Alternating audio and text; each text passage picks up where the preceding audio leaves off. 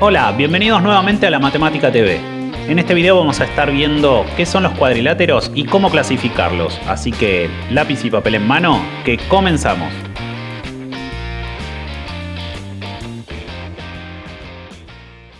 Bueno, muy bien. Hoy entonces vamos a estar viendo lo que son los cuadriláteros, por ejemplo este que tenemos acá. Y vamos a ver primero algunas características que son comunes a todos ellos y después los vamos a clasificar, ¿bien? Entonces, la primera de esas características es que todo cuadrilátero tiene 4 lados, que son estos que vemos acá marcados en azul, ¿sí? De ahí la palabra cuadrilátero, 4 lados. Otra de las características es que tienen 4 vértices, ¿sí? Y los vértices vamos a decir que son estos puntos verdes que vemos acá, que es la confluencia de dos lados, es decir, donde se juntan dos lados forman un vértice y el vértice es un punto, ¿bien? Generalmente los vamos a nombrar con letras minúsculas, ¿bien? Bueno, otra de las características es que los cuadriláteros tienen dos diagonales que unen vértices opuestos, como estas que vemos acá, ¿sí? AC y BD, y también tienen 4 ángulos internos, ¿sí? Como estos que vemos acá señalados en rojo, ¿bien? Y por último, la característica en común a todos los cuadriláteros y que es muy pero muy importante es esta que vemos acá, que la suma de esos 4 ángulos internos vale 360 grados. Así como los ángulos internos de un triángulo sumados entre sí dan 180 grados, acá si sumamos los 4 ángulos de un cuadrilátero tiene que dar 360 grados, ¿sí? Cualquiera sea el cuadrilátero, se cumple para todos los cuadriláteros. Bueno, en este ejemplo, con ayuda del graficador, podemos ver cuánto valen estos ángulos, ¿sí? Y estos ángulos no están puestos a mano, sino que desprenden de ahí, de la construcción, ¿sí? Entonces, el graficador nos muestra que estos son los valores que tiene este cuadrilátero. Y fíjense que si hacemos la suma, 100 más 70, 170, más 110 será 280, más 80, 360 grados. Eso funciona para cualquier cuadrilátero. Siempre se cumple esta propiedad, ¿bien? Bueno, entonces ahora sí vamos a clasificar a los cuadriláteros, ¿sí? Y la clasificación va a estar dada en este caso por los lados, por una característica especial que es el paralelismo de sus lados, ¿bien? Entonces tenemos, por ejemplo, los paralelogramos. En esa categoría o en esa clasificación van a entrar todos aquellos cuadriláteros que tengan dos pares de lados opuestos y paralelos entre sí. Por otra parte tenemos los trapecios que solamente tienen un par de lados opuestos y paralelos entre sí, y a esos lados en este caso los vamos a llamar bases, ¿sí? Y por otro lado tenemos a los trapezoides que justamente no tienen ningún par de lados paralelos. Bueno, entonces ya sabemos la clasificación o las categorías, ahora veamos qué hay dentro de cada grupo, ¿sí? Dentro del grupo de los paralelogramos, es decir, los cuadriláteros que tienen dos pares de lados opuestos y paralelos entre sí, vamos a tener estos 4. El rectángulo, el cuadrado, el rombo y el paralelogramo propiamente dicho, ¿sí? Bueno, entonces, empecemos con el primero, el rectángulo. Es esta figura que vemos acá y estas son sus características, ¿sí? Fíjense, los lados que son paralelos entre sí son iguales. Por ejemplo, AB y CD son paralelos y además son iguales, ¿sí? Matemáticamente es más correcto decir congruentes. Después, el lado AD y BC también son congruentes o son iguales, ¿sí?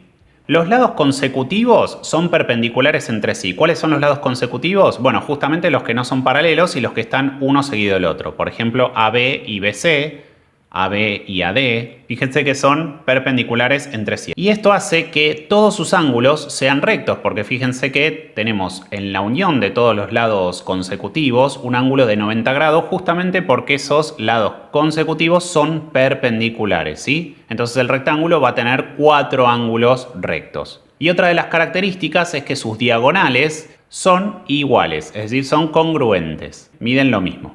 Bueno, por su parte el cuadrado, acá tenemos la figura de análisis, tiene algunas características similares al rectángulo, pero alguna diferencia en particular que lo hace especial, digamos, ¿sí? Bueno, todos sus lados van a ser iguales, o sea, AB, BC, CD y AD son todos iguales, miden lo mismo, ¿sí? Al igual que el rectángulo, todos sus ángulos son rectos, miden 90 grados. Y en este caso las diagonales son congruentes, es decir, miden lo mismo y además son perpendiculares y se van a cortar en H, este punto que vemos acá, que es el punto medio, ¿sí? Bueno, después tenemos el rombo, que es esta figura que vemos acá. Y las características del rombo son las siguientes. Tiene los cuatro lados que son congruentes. Esto es una característica compartida con el cuadrado, ¿sí? Pero fíjense que no tiene ángulos rectos. Entonces, un rombo no necesariamente es un cuadrado, ¿sí?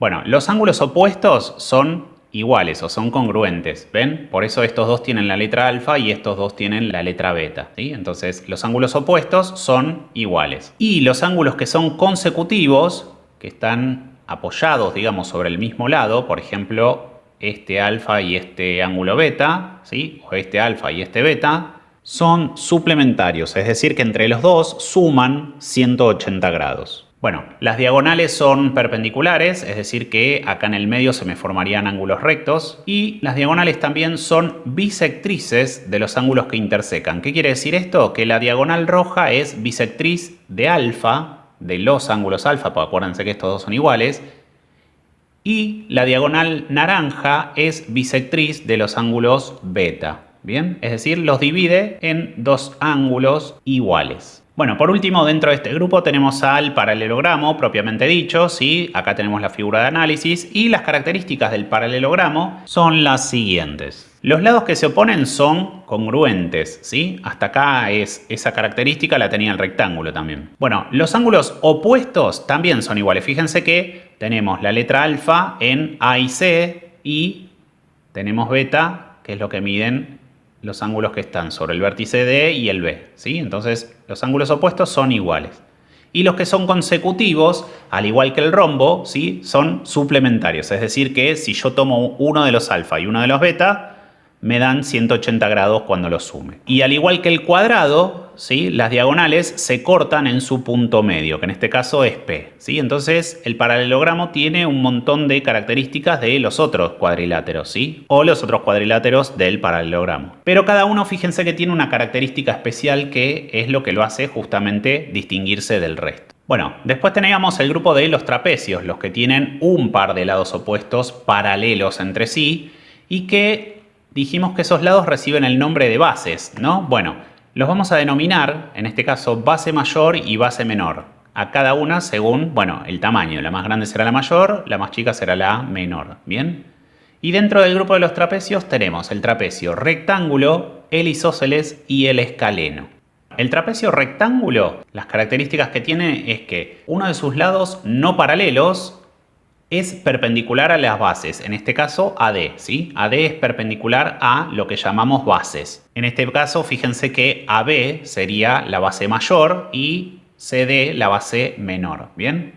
Bueno, después tiene un par de ángulos consecutivos que son rectos, que son estos, ¿sí? El que está sobre el vértice A y el que está sobre D. Entonces, A y D son ángulos rectos y además son consecutivos, ¿sí? Bueno, también tenemos el trapecio isósceles, ¿sí? Que es este que vemos acá. Y las características son que los lados que no son paralelos, en este caso AD y BC, ¿sí? Son congruentes, es decir, son iguales. Como si fuera un triángulo isósceles. De hecho, fíjense que si extendemos el lado AD y extendemos el lado BC, lo que vamos a obtener es un triángulo isósceles, justamente, ¿sí? Y la característica que tenía el triángulo isósceles es que tenía dos lados que eran iguales entre sí. Otra de las características es que los ángulos que son adyacentes, en este caso, son iguales, no son suplementarios, ¿sí? Fíjense que en esta base tengo dos ángulos que son alfa, son iguales, y en la otra base, la base menor en este caso, que es CD, tengo ángulos beta que miden lo mismo entre sí. ¿Bien? Entonces, lo que sí podemos decir es que los ángulos, uno de los ángulos de una de las bases es suplementario, es decir, sumado con uno de los ángulos de la otra base, van a medir 180 grados. ¿Sí? En este caso, si tomamos uno de los ángulos alfa y uno de los ángulos beta y lo sumamos, eso me va a dar 180 grados. ¿Bien? Y por último, las diagonales, en este caso, en el trapecio isósceles, son congruentes. Es decir, que lo que mida AC es exactamente lo mismo que va a medir BD. Bueno, y el último de los trapecios que tenemos es el trapecio escaleno, que es este que vemos acá, ¿sí? que no tiene ninguna característica especial más que, bueno, tiene las dos bases, obviamente eso lo hace ser trapecio. Y después de eso, digamos, ninguno de los ángulos es igual entre sí, ¿sí? Y ninguno de sus lados son iguales entre sí, así que la única característica que tiene es que tiene los dos lados paralelos, ¿sí? Las bases, nada más. Bueno, ahora vamos a ver una propiedad que es esta que se llama base media y es una propiedad que tienen todos los trapecios, ¿sí? Es decir, cualquier trapecio que tomemos va a cumplir esta propiedad, ¿sí? Y la propiedad dice lo siguiente, que si tengo un trapecio cualquiera, la base media es el segmento que une los lados no paralelos del trapecio. Es decir, ¿cuáles son los lados no paralelos acá? Bueno, son AD y BC, ¿no? Entonces tenemos que AB es la base mayor, CD es la base menor y tengo estos puntos P y Q, ¿sí? P es el punto medio del lado AD, de uno de los lados que no son paralelos del trapecio, ¿sí? Entonces P es punto medio. Fíjense que tenemos que la distancia de AP y de PAD son iguales, por eso les hacemos esta marquita, ¿sí? Y Q es el punto medio del lado BC, del otro de los lados que no es paralelo en el trapecio, ¿sí? En este caso la distancia BQ y QC tiene que ser la misma y también les hacemos las marquitas, ¿sí? Entonces, eso quiere decir que los puntos medios P y Q, si yo trazo un segmento desde P hasta Q, a eso lo vamos a llamar base media, ¿sí? Y la propiedad me dice que el segmento PQ, por ser base media, va a medir lo mismo que si tomamos la medida de AB, o sea, la base mayor, le sumamos la medida de CD, es decir, la base menor, y lo dividimos por 2, ¿sí? Esa es la propiedad que cumplen todos los trapecios y que se llama base media. Fíjense que PQ es la suma de las bases dividido 2. O sea, cuando dividimos algo por 2, ¿qué estamos haciendo? Dividiéndolo a la mitad, ¿sí? O en mitades iguales. Por eso PQ se llama base media. Bueno, y el último de los grupos es el de los trapezoides. Y los trapezoides tenían la característica de que no tienen ningún par de lados paralelos entre sí. Bien, en este grupo entran los romboides y los trapezoides propiamente dicho. Bueno, el romboide es esto que vemos acá y estas son las características que tienen los romboides, ¿sí? Tiene dos pares de lados que son consecutivos y que son congruentes entre sí. Por ejemplo, AB y BC y después AD con CD, ¿sí? Las diagonales en este caso son perpendiculares y las vamos a denominar diagonal mayor, la que une BD en este caso, ¿sí? Que está marcada con la D mayúscula, y diagonal menor, que es la que está justamente con la D minúscula y es la que une AC. Bueno, en este caso la diagonal mayor no solo es bisectriz de los ángulos B y D, sino que también corta a la otra diagonal, a la diagonal menor, la verde, en su punto medio, ¿sí? En este caso el punto Q es el punto medio del segmento AC, es decir, de la diagonal menor. Bueno, y por último los ángulos que queden formados o determinados por los lados no congruentes son justamente congruentes, ¿sí? De manera más sencilla vamos a decir que los ángulos, por ejemplo A y C, que están formados por lados que no son congruentes, porque fíjense que A estaría formado por AB y AD, y el ángulo C estaría formado por BC y CD. Entonces eso quiere decir que son ángulos determinados por lados no congruentes. Pero el ángulo A y el ángulo C, en este caso, son iguales, ¿sí? No podemos decir lo mismo, obviamente, de los ángulos B y D, ¿sí? Acá es solamente A y C que son congruentes entre sí. Bueno, y por último tenemos los trapezoides, ¿sí? Que es esta figura que vemos acá, y vemos que no tienen mucho más marcado, diagonales, nada, ángulos, porque en realidad un trapezoide vamos a decir que es cualquier cuadrilátero que no entre dentro de ninguna de las otras clasificaciones. O sea, si no entró dentro del grupo de los paralelogramos ni de los trapecios, es un trapezoide, y si además no es un romboide, bueno, lo vamos a clasificar como trapezoide, ¿sí? Así que no tiene ninguna característica, solamente podemos meterlo en este grupo si sabemos que de entrada no tiene ningún par de lados paralelos, ¿bien? Bueno, entonces en el video vimos que tenemos características que son comunes a todos los cuadriláteros y después también los fuimos clasificando, ¿sí? Así que con esto damos por finalizado el video.